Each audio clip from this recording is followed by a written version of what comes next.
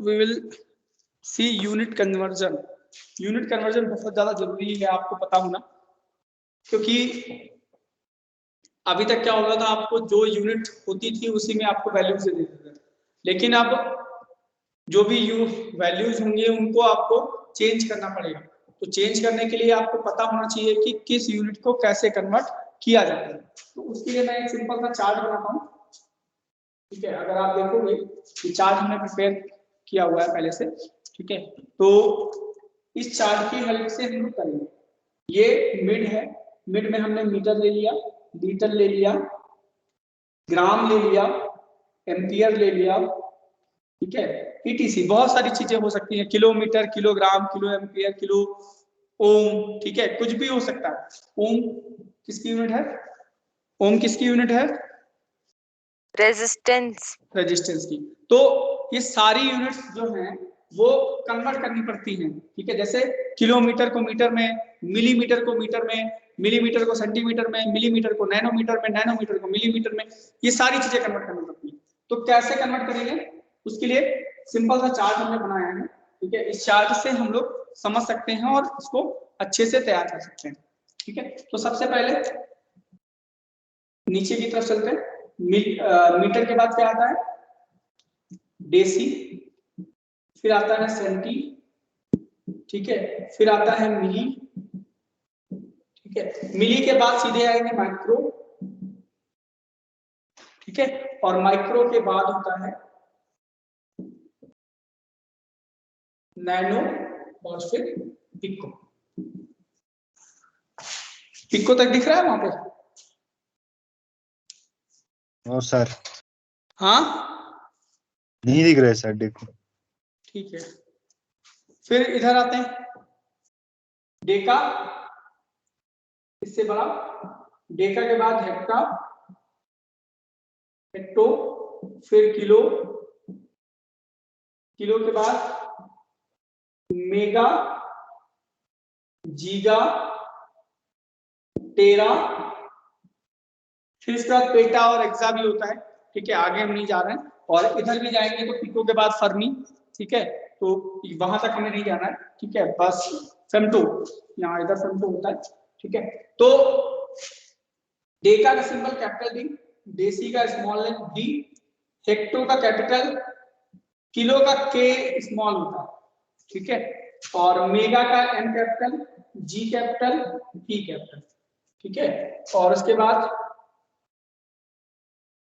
Senti का C small, मिली का M small, micro को म्यू से लिखते हैं, नैनो का एन, और पिको का पी, ठीक है। तो इस तरीके से होता है। अब इसको हम बेस मानेंगे, इसको बेस मानेंगे, मतलब ये 10 पावर 0, 10 पावर 0 का मतलब होता है किसी की पावर 0 होती है तो उसकी वैल्यू क्या होती है बेटा? 1, ठीक है। तो ये 1, अब ये लेफ्ट है, ये राइट है, ठीक है। अब ये 10 पावर 1 है, 10 पावर 2, 10 पावर 3, 10 पावर 6, और 10 पावर 9, और 10 पावर 12। सिमिलरली इधर आ जाओ, 10 पावर 1, 10 पावर 2, 10 पावर 3, और फिर 6। देखो 3 तक तो 1 2 3 है, उसके बाद 3 के बाद 6 है, 6 के बाद 9 है, 9 के बाद 12 है, ठीक है। 10 पावर 9 और 10 पावर 12, ठीक है। अब सबने नंबर लाइन पढ़ी है ना? नंबर लाइन पढ़ा है ना? बोलो। Yes sir. तो नंबर लाइन में जब लेफ्ट जाते हैं तो क्या होता है, नेगेटिव या पॉजिटिव? बोलो। लेफ्ट में क्या होता है बेटा? नेगेटिव। नेगेटिव। और राइट में जाते हैं तो positive. Positive. Positive. Very good. तो बस इसी कॉन्सेप्ट को देख के मैंने ये चार्ट बनाया है, ठीक है, नेगेटिव पॉजिटिव। ये बुक में नहीं मिलेगा आपको, कहीं पे भी, किसी भी बुक में नहीं मिलेगा, आप कहीं पे भी उठा के देखिए, ठीक है। इसलिए इसको जरा ध्यान से समझना। इस तरफ जाएंगे तो नेगेटिव, इस तरफ आएंगे तो पॉजिटिव। ये आपका बेस है। क्या है? बेस।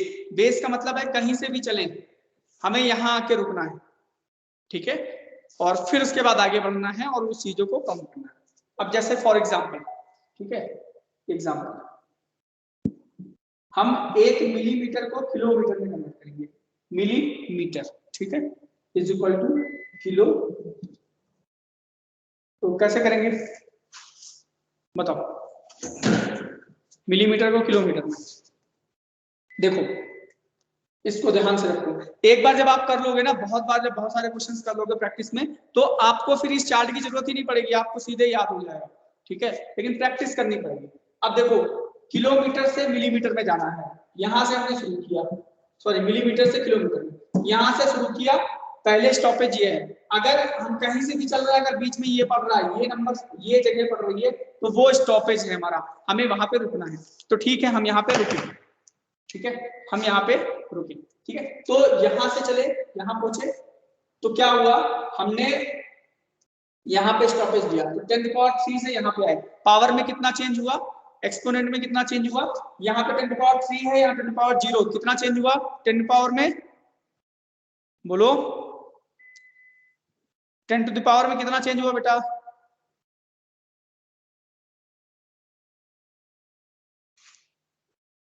बोलो भाई, यहाँ पावर 3 है, यहाँ 0 है, कितना चेंज हुआ,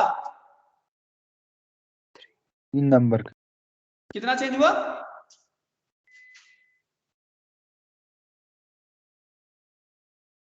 बोलो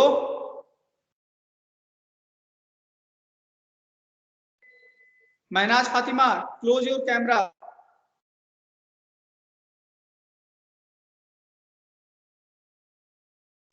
हाँ बोलो वसीम, कितना चेंज हुआ, कितना चेंज हुआ,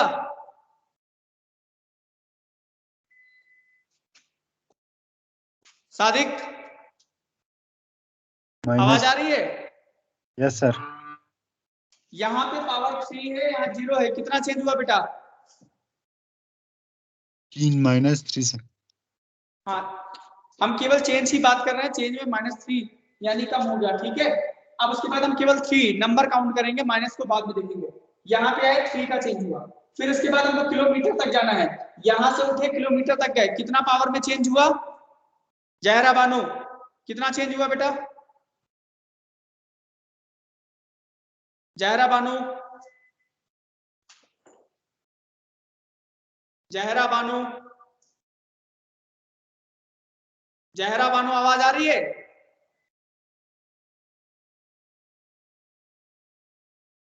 तरन्नुम, यस सर। हाँ कितना चेंज हुआ बेटा, यहां से यहां तक गए, पावर में कितना चेंज हुआ, यहाँ 0 है, यहाँ 3 है, चेंज कितना हुआ, -3 सर। -3। हम नंबर की बात करें सिर्फ तो 3 चेंज हुआ, -3 आप सही है, तो टोटल चेंज कितना हो गया, यहाँ से यहाँ तक 3, यहाँ से यहाँ तक 3, मतलब टोटल हो गया 6, तो टोटल चेंज हो गया 6। अब देखो 10⁻6 का चेंज हुआ। अब जब हम लोग इधर की तरफ जा रहे हैं, ठीक है, राइट से लेफ्ट जा रहे हैं, तो हमारा जो साइन होगा वो क्या होगा, नेगेटिव होगा, तो यहाँ पे क्या हो जाएगा 10⁻6 kilometre, 1 millimetre is equal to 10⁻6 kilometre, ठीक है। अब एक एग्जांपल लेते हैं जिसमें हमको बीच में रुकना ना पड़े, मान लो 1 हेक्टोग्राम इज इक्वल टू कितने मेगाग्राम मिलेगा, साइन का याद रखना, कैपिटल एम लिखेंगे तो मेगाग्राम, स्मॉल एम लिखेंगे तो मिलीग्राम, ठीक है। तो स्मॉल और कैपिटल का बड़ा ध्यान रखना है, स्मॉल एम में क्या होगा मिली और कैपिटल एम में क्या होगा मेगा। तो यहां पे ध्यान से देखो, 1 हेक्टोग्राम से मेगाग्राम में जाना है, यहाँ पे पावर कितनी है 2, यहाँ पे कितनी है, कितनी है 6, चेंज कितना हुआ, चेंज कितना हुआ 4 का, ठीक है।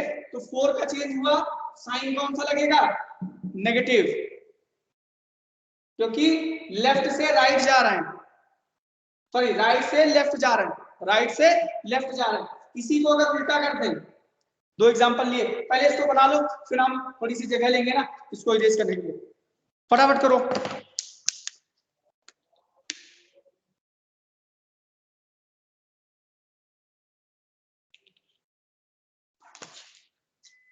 जल्दी से करो।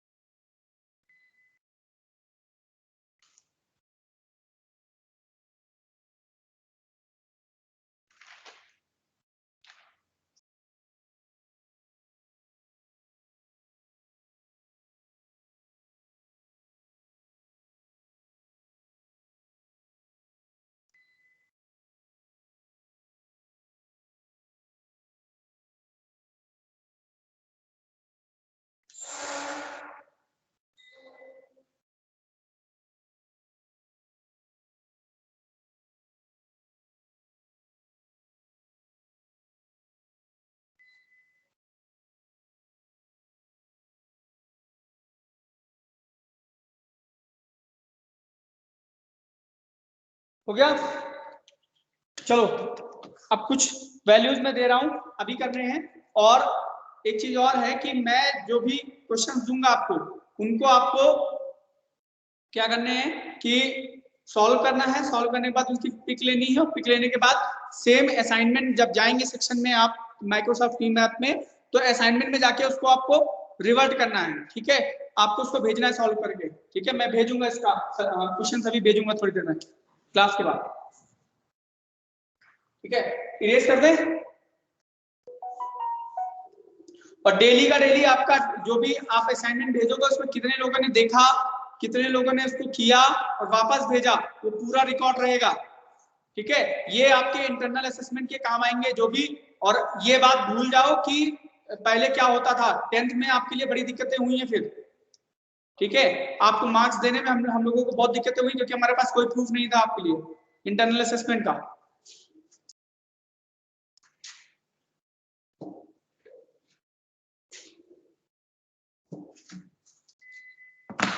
चलो करके दिखाओ। 1 गीगामीटर में कितने सेंटीमीटर होंगे, और 1 माइक्रोमीटर में, माइक्रोमीटर को शॉर्ट में माइक्रोन भी कहते हैं, ठीक है, याद रखना। 1 माइक्रोमीटर में कितने डेकामीटर होते हैं, ठीक है, एक ही है। और एक इंपॉर्टेंट बात, इसको पहले करके दिखाओ दोनों का, दोनों की वैल्यूज बताओ फटाफट से, मैं बताता हूँ।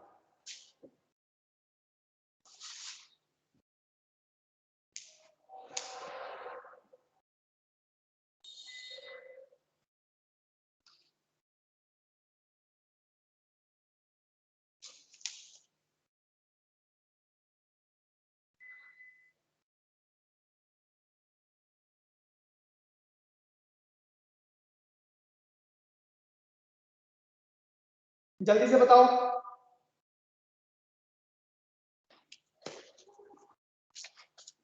क्या आया आंसर?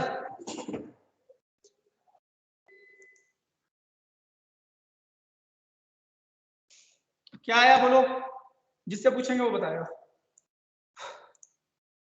वसीम जाफर, वसीम जाफर। देखो जिसको अगर आवाज नहीं आ रही है या फिर जानबूझ के नहीं बोल रहा है तो वो ध्यान रखे, उसको मैं क्लास से बाहर निकाल दूंगा, अटेंडेंस शॉर्ट हो जाएगी।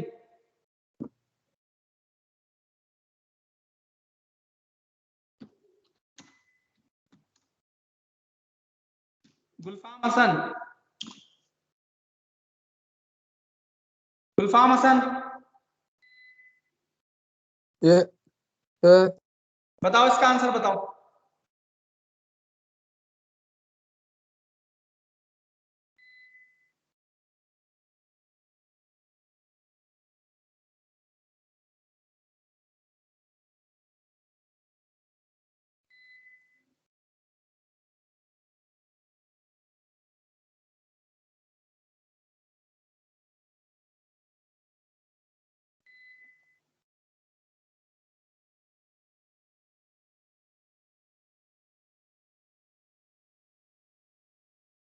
बताओ जल्दी से।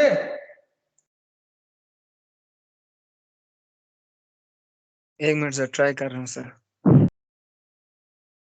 कितना टाइम लगेगा इसको ट्राई करने में?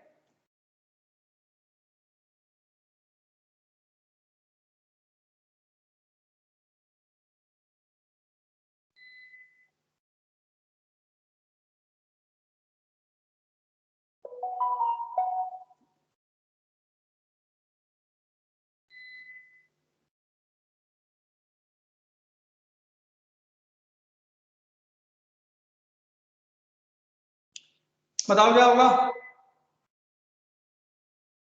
इतना इतना लंबा टाइम नहीं लगना है 2 क्वेश्चंस के लिए। सादिक बेटा आंसर बताओ।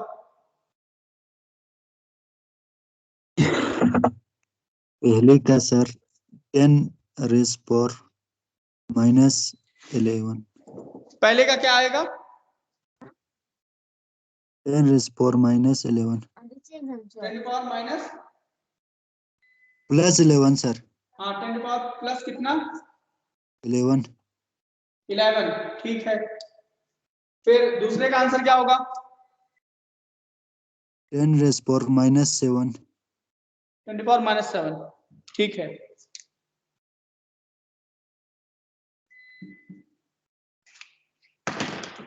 ये हुआ। अब कुछ छोटे छोटे और टर्म्स हैं जिनको जानना जरूरी है, ठीक है, जिनकी जरूरत पड़ेगी हमें, ठीक है, तो उनके कन्वर्जन देखना है। मैं अभी ये कन्वर्जन भेजूंगा आपको, तो करके भेजना है।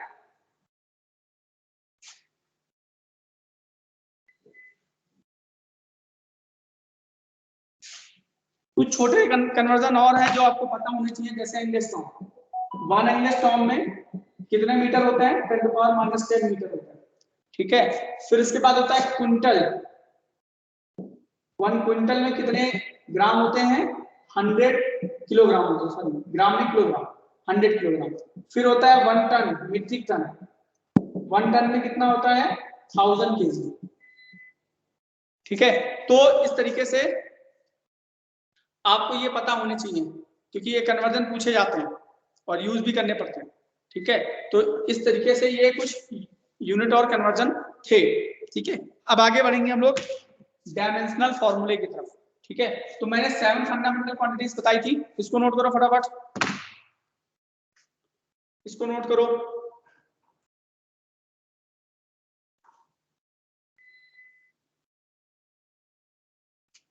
फातिमा सुगरा, फातिमा सुगरा आवाज आ रही है? Yes sir. हाँ, तो बताओ बेटा,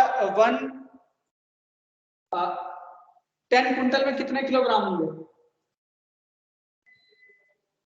how many kilograms in 10 quintals? बोलो, 10 क्विंटल्स में कितने किलोग्राम होंगे? 1000। हाँ, 1000। बेटा आप लोगों को, अगर आपने साइंस ली है तो ये ध्यान से समझ लो कि ये 10th वाले जो आदतें हैं वो छोड़नी पड़ेंगी, ठीक है। आंसर ना करना, तुरंत प्रैक्टिस ना करना, तुरंत चीजों को ना समझना, ये सारी चीजें छोड़नी पड़ेंगी। अब ये दिमाग से निकाल दो कि हम बाद में पढ़ लेंगे, बाद में आ जाएगा, ठीक है। कोर्स इतना बड़ा है कि रिवीजन का टाइम नहीं मिलेगा आपको, और अगर हम टीचर रिवीजन भी करवाएगा, कोई भी टीचर रिवीजन करवाएगा किसी भी सब्जेक्ट में, तो प्रॉब्लम क्या आएगी कि आप इतनी जल्दी अब्सॉर्ब नहीं कर पाओगे जितनी चीजें आप पढ़ चुके होगे, क्योंकि रिवीजन क्विक होता है फिर।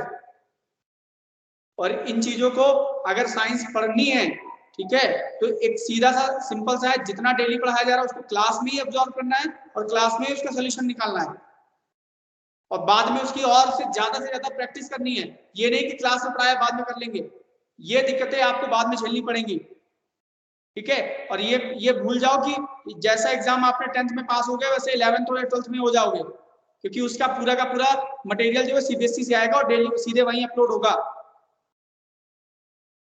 फिर आप स्कूल के हाथ में कुछ नहीं रह जाएगा, और स्कूल के हाथ में वैसे भी नहीं रहता है। सीबीएसई इतने सारे रूल लगा के रखती है ना कि नंबर आप कोई टीचर किसी को दे ही नहीं सकता, उसकी परफॉर्मेंस के बेसिस पे ही नंबर मिलने हैं। तो इसलिए अपनी परफॉर्मेंस मेंटेन करके रखो, चाहे वो असाइनमेंट हो, प्रोजेक्ट हो, क्लास में प्रेजेंस हो, तो सारी चीजें आपकी मॉनिटर की जाएंगी,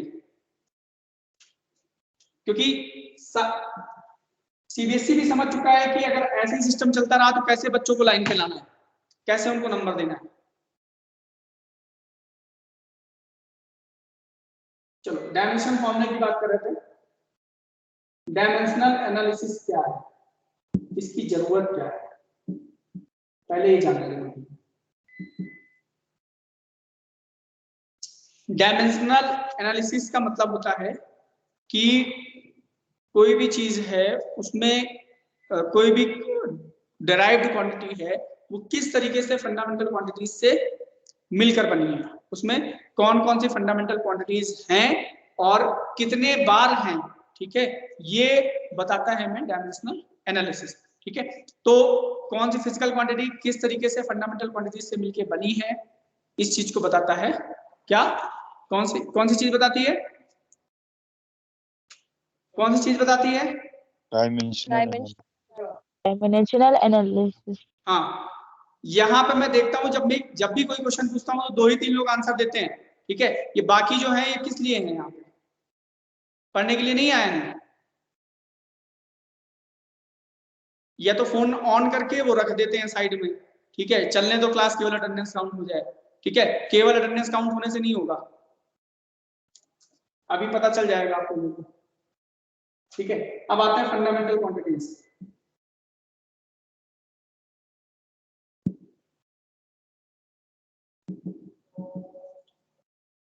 फिर उनका डायमेंशन फॉर्मूला, मैंने एक टेबल बनवाई थी और वहां पे एक कॉलम मैंने छोड़ के रखा था, मैंने बनवाया था जब हमने फंडामेंटल क्वांटिटीज पढ़ाई थी, वहां पे एक कॉलम मैंने छोड़ के रखा था, तो वो कॉलम जो था वो डायमेंशनल फॉर्मूले के लिए ही था, ठीक है। डायमेंशनल नोटेशन जो होता है वो क्या होता है किसी भी चीज का, वो हम लोग देखेंगे, ठीक है। तो देखो फंडामेंटल क्वांटिटीज, फिर उनका डायमेंशनल नोटेशन। तो पहले क्या था, मास। मास का डायमेंशनल नोटेशन क्या होगा, कैपिटल एम और उसको स्क्वायर ब्रैकेट में लिखा जाएगा।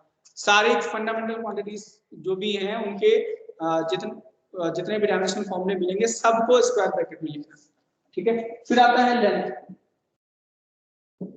अच्छा, लेंथ में सिर्फ लेंथ नहीं होगा, लेंथ में विड्थ भी आएगी, डिस्टेंस भी आएगी, ठीक है, और डिस्प्लेसमेंट भी आएगा, सब कुछ लेंथ में ही आएगा, और वो उसका जो डायमेंशनल फॉर्मूला होगा वो कैपिटल एल। फिर आएगा टाइम, टाइम का डायमेंशनल फॉर्मूला कैपिटल टी। फिर आएगा time length, electric current,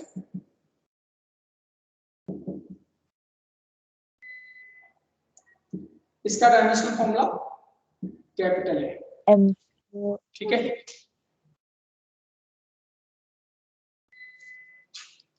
current हो गया, ठीक है। फिर उसके बाद है ल्यूमिनस इंटेंसिटी,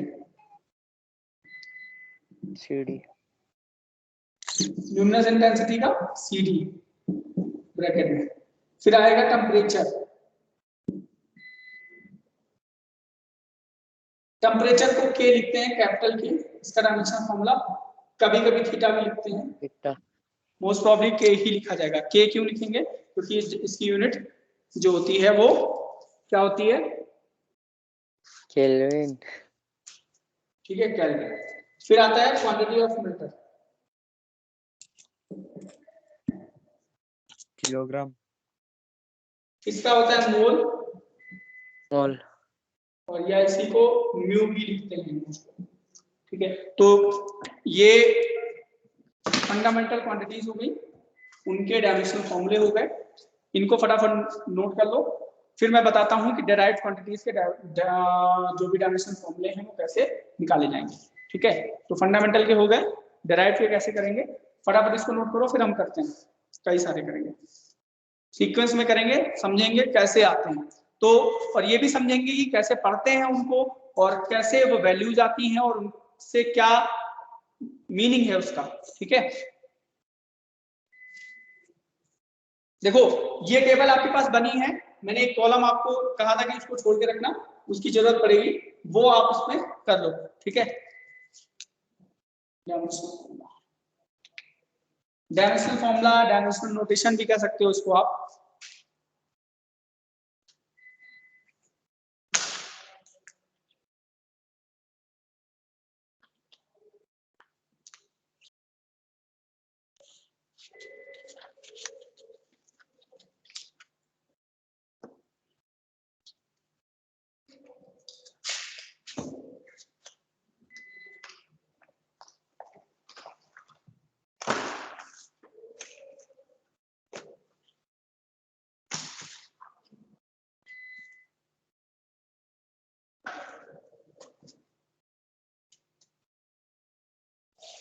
हो गया, Yes. नोट करने के बाद बता दिया करो बेटा। Yes, sir. यस सर, हो गया। ठीक है बेटा, अब हम लोग डायमेंशनल फॉर्मूला ऑफ, ये बहुत इंपॉर्टेंट है, इससे आपको एक क्वेश्चन मिलेगा ही मिलेगा, और ये ध्यान से समझ लो, 5 तारीख से जो एग्जाम है इसमें से कई सारे क्वेश्चन मिलेंगे, क्योंकि एक ही दो इसी चैप्टर से ज्यादातर चीजें आएंगी, पहले चैप्टर से बस 1-2 चीजें पूछी जाएंगी, ठीक है। तो पहले चैप्टर से 1-2 चीजें पूछी जाएंगी, बाकी सब इसी चैप्टर से होगा। तो डायमेंशनल फॉर्मूला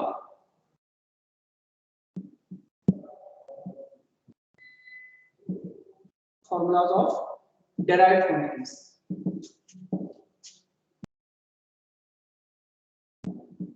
तो सबसे पहले हम स्टार्ट करेंगे एरिया से। अगर हम सिंपली रेक्टेंगल के एरिया की बात करें तो क्या होता है? रेक्टेंगल का एरिया क्या होता है बेटा? क्या होता है? Length into breadth. हाँ, Length into breadth.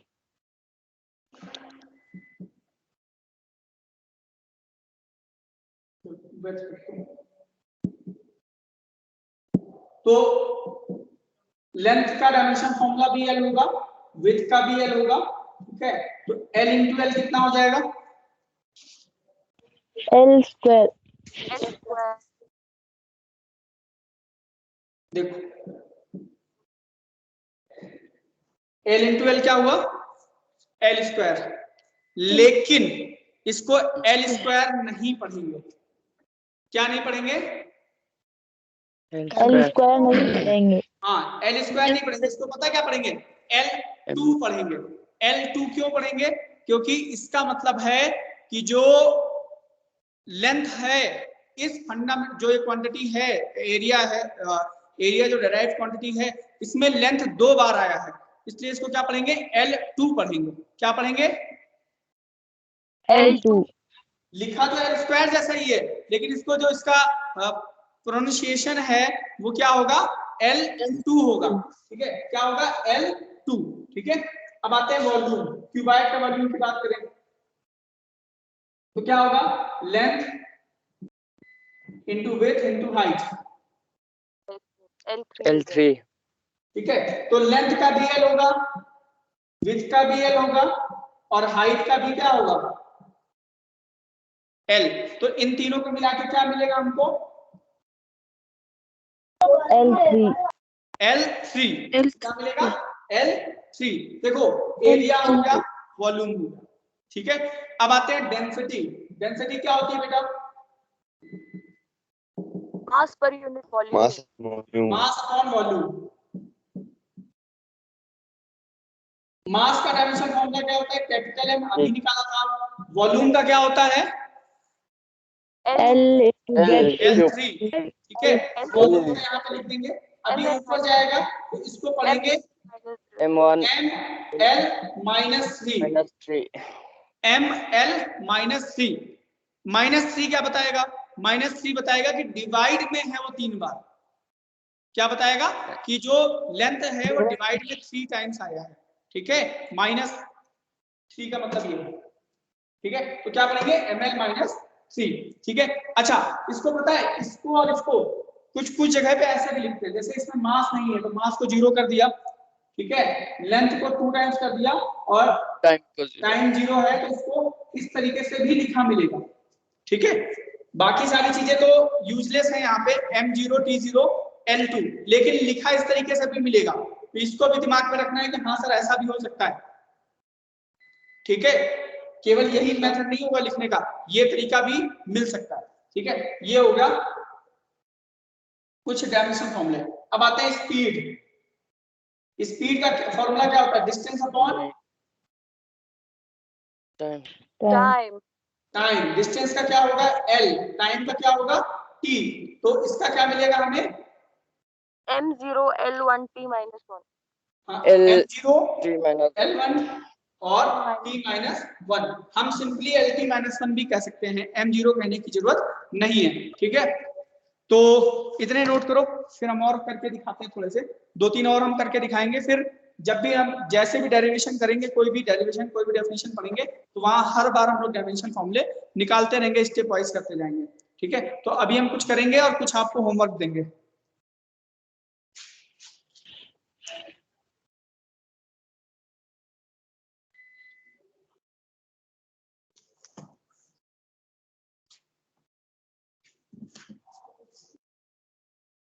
जल्दी से नोट करो।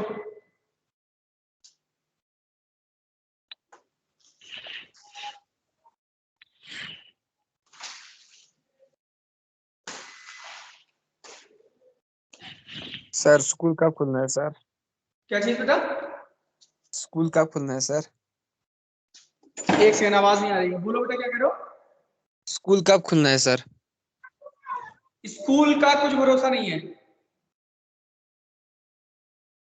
आप लोगों का बहुत याद आ रहा है सर। क्या चीज? क्या कुछ वाला? महनाज अपना माइक बंद करो। हाँ क्या बोला?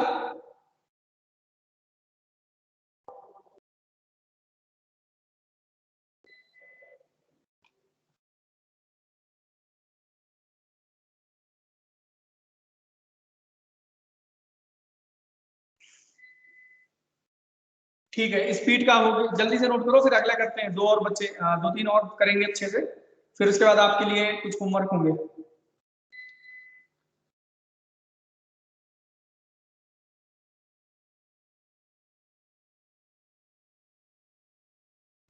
हो गया? Yes, sir. Yes, sir. Yes, sir.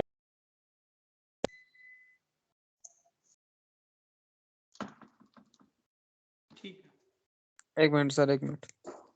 करो करो। हम इधर का इरेज नहीं करेंगे, हम इधर का थोड़ा सा इरेज करेंगे। वॉल्यूम का प्रॉब्लम है।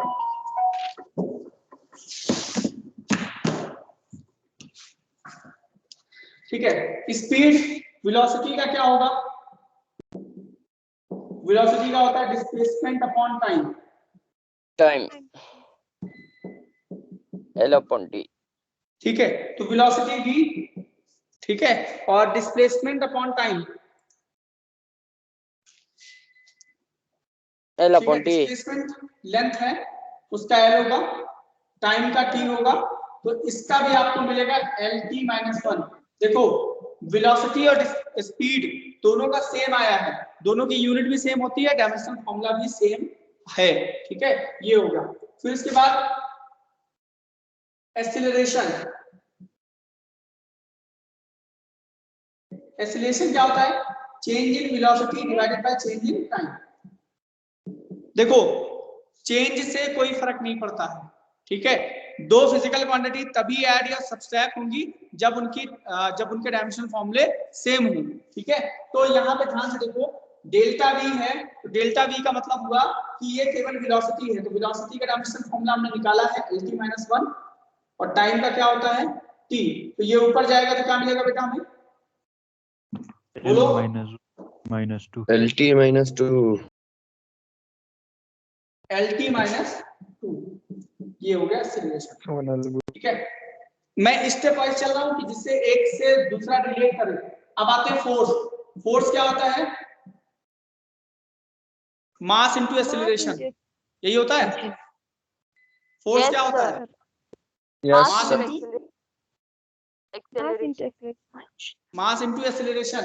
मास का क्या होता है? कैपिटल M, और एक्सीलरेशन का होता है LT-2। Yes. तो क्या हो जाएगा? MLT-, ये हो गया, ठीक है। तो इस तरीके से आप डायमेंशन फॉर्मूले निकाल सकते हो, किसी भी क्वांटिटी का हो, ठीक है, उसमें कोई दिक्कत नहीं आएगी। अभी कुछ क्वेश्चंस हम प्रैक्टिस के लिए देंगे, ठीक है, जो आपको करने हैं। मैं असाइनमेंट में डालूंगा उसको, और फिर आपको आंसर भी वहीं पे देना है मुझे।